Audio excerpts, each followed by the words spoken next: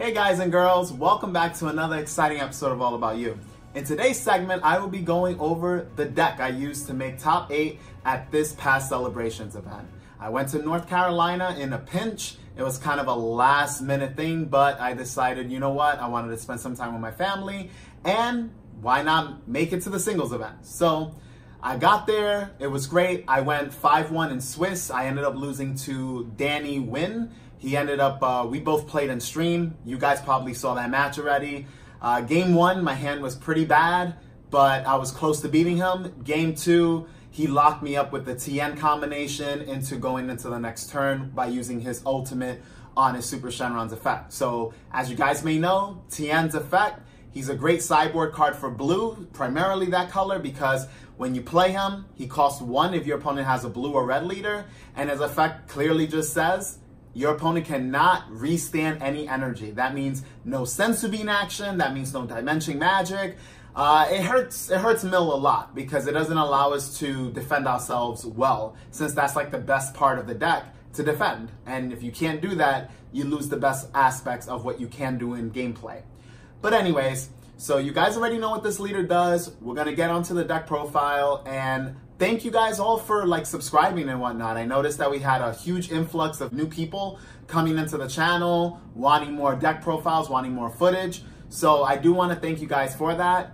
Hopefully you like this deck profile. I know it's Mill, but it's my take on Mill, so enjoy.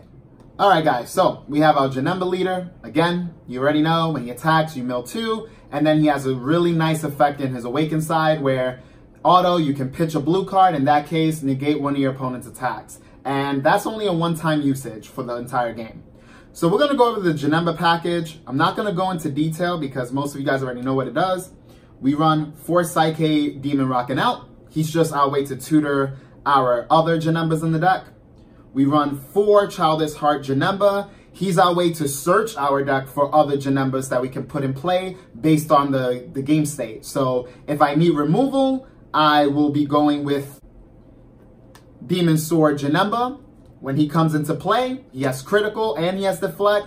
So those are the beauties of what he can do. Additionally, he has a great effect that allows him to simply activate main. I place him to the bottom of my deck. I can warp one of my opponent's battle cards, and in that case, they mill 2. So that's super effective because it's board removal while still keeping the trend of what the deck is supposed to do, which is essentially mill you out. Then we have this guy. He is great, the agent, Janemba Agent of Destruction. So he's one of the DR cards. Essentially, he does a whole lot. For one, he has critical. He's a 20k beater, so you can get in some value with his attacks. Now, when he's put into play, if you play him from your hand or warp area, at the end of the turn, you can restand an energy. Now, when active main, you can warp him. In that case, draw a card and your opponent mills 3. So it's really strong because it's a heavy mill factor. Not only this, but once it hits the end of your turn, you can get an energy right back. And what's good is it goes over that pesky TN. The problem though is that you're gonna need several energy up, so it's gonna be hard to play him if you want to play him at 4. You have to wait until you have like 5 or 6 energy to be more on the safer side. Then the last pieces we run for the Janemba chain are 2 of Reality Bender Janembas. I was playing 3 at one point, but I decided to cut them down just to fit space for a few other cards since I wanted to anticipate the new format, which is set 6. I decided to run for our, I guess, staples of the deck. I ran 2 Awakening Talent Pan. She's just there for awakening and pressure, early pressure. So if I played against any Victory Strike decks, she was handy. Against any deck that didn't want to attack me, she was great. But overall, she was just a little tech decision considering that I already knew this format was going to be more aggressive. We ran the 1 Unyielding Spirit Trunks.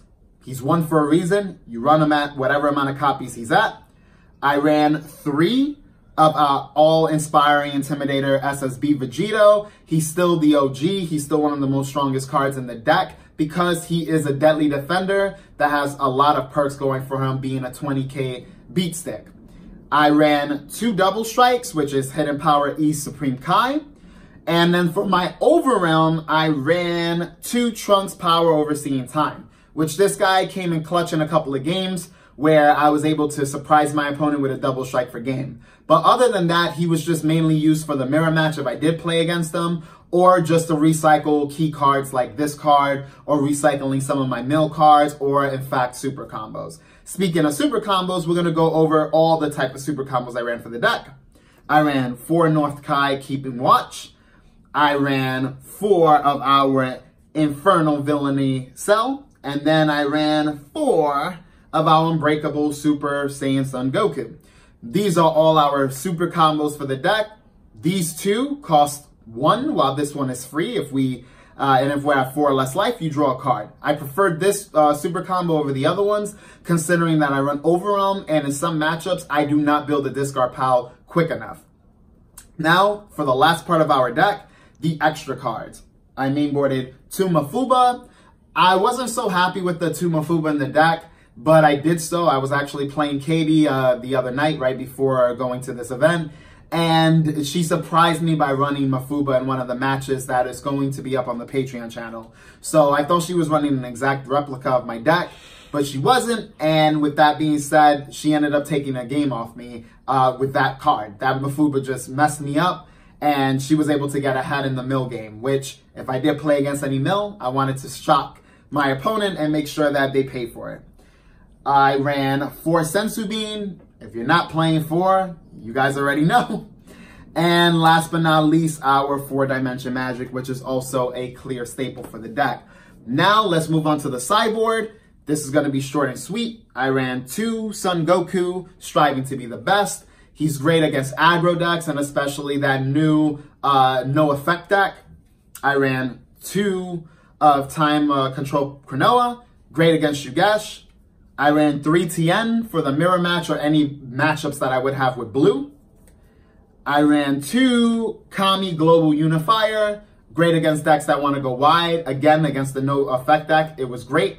One of my opponents during Swiss, I blew up his whole board that contained 5 guys on board. So it was great. I had no one on field, and he had 5 dudes on field. So I was able to do a full clear out on his turn, on my turn.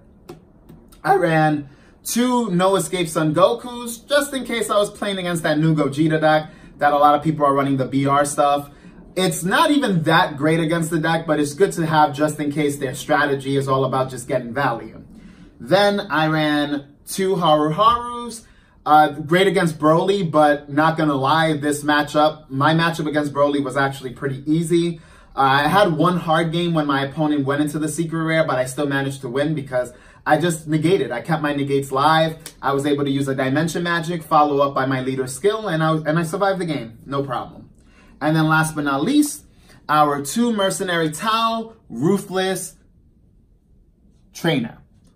This guy would have came clutch against my top 4 or top 8 opponent, but unfortunately, I didn't see him at all. I played against a Lord Slug deck, and that deck was bonkers. So it basically was able to deny me all my resources, and the guy played very stingy, which was smart, but it was more of a formulated play as opposed to really like knowing what you were doing during the game. So he's still a relatively new player, so I had to give him props for making a huge finish, but he just stuck to a formula. He just attacked me with crits, didn't even attack me with his leader to get a draw 1 from his leader's skill when you attack and draw a card.